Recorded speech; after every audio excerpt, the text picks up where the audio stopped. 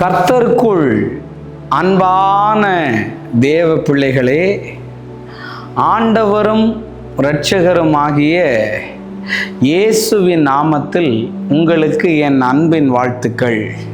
இந்த நல்ல நாளிலேயும் நீதிமொழிகள் 20வது அதிகாரம் அதனுடைய 30வது வசனத்தை வாசிக்கிறேன். காயத்தின் தழும்புகளும் உள்ளத்தில் உரைக்கும் அடிகளும் பொல்லாதவனை அழுக்கு கரையை துடைக்கும் என்று எழுதியிருக்கிறத பார்க்க முடியும்.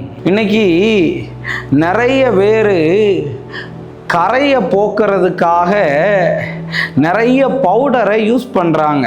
ட்ரெஸ்ஸில் ஒரு கரை வந்துச்சுன்னா அதை இந்த பவுடரை யூஸ் பண்ணுனா நொடியில் கரை போய்விடும்னெல்லாம் சொல்லுவாங்க. எங்கள் ஊர் சைடு சொல்லுவாங்க, என்னதான் பவுடரை போட்டு கரையை எடுத்தாலும் சில தெரியாமல் சில கல்ல அழுக்கெல்லாம் ஒட்டிக்கிட்டு இருக்கும்னு சொல்லுவாங்க. அதை கையால் வாஷ் பண்ணாதான் போகும்னு. ஆனால் அந்த கரையை பவுடராலேயோ கையாலேயோ வாஷ் பண்ணுனா போயிடும். ஆனால் போகாத சில கரைகளுக்கு இந்த மெடிசனை ட்ரை பண்ணி பாருங்கள், ரொம்ப நல்லா இருக்கும். அந்த கரை போகணும்னா என்ன ஆகும் தெரியுமா? காயத்தின் தழும்புகள் வேணுமா.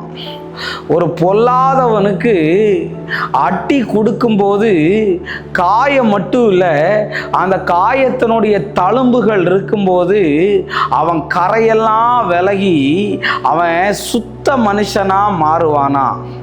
என் கையில் தெரியுதான்னு தெரியல, இங்கே பார்த்தீங்களா, இதில் ஒரு பெரிய தழும்பு இருக்குது.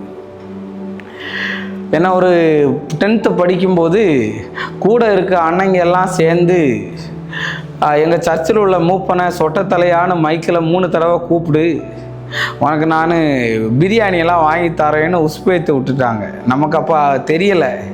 நானும் சர்ச்சை ஆரம்பிக்க முன்னாடி அவர் பேரை சொல்லி மொட்டை தலையான்னு கூப்பிட்டுட்டேன்.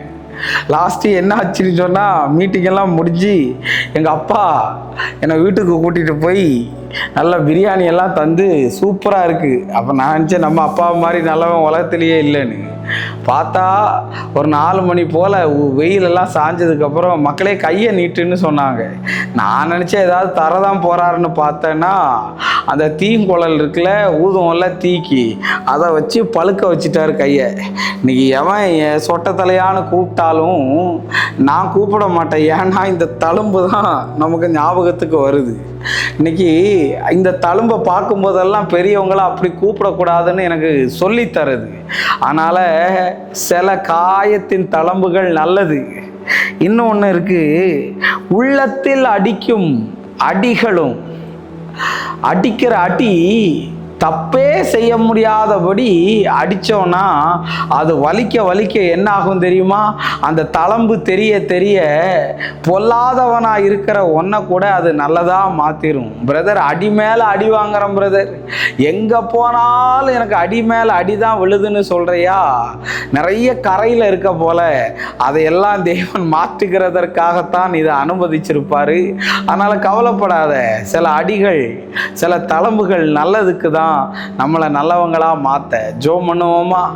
அன்பான நல்ல ஆண்டவரே, இந்த நேரத்துக்காக நன்றி. ஆண்டவரே, நீர் எங்களோடு பேசின நல்ல வார்த்தைகளுக்காக நன்றி சொல்றேன். இந்த வார்த்தைகள் அநேகருடைய வாழ்க்கையை தட்டி எழுப்பட்டும்னு நான் ஜெபிக்கிறேன். இயேசுவின் நாமத்தில் வேண்டுகிறேன் நல்ல பிதாவே. ஆமென், ஆமென். God bless you. கர்த்தர் உங்களை ஆசீர்வதிப்பார்.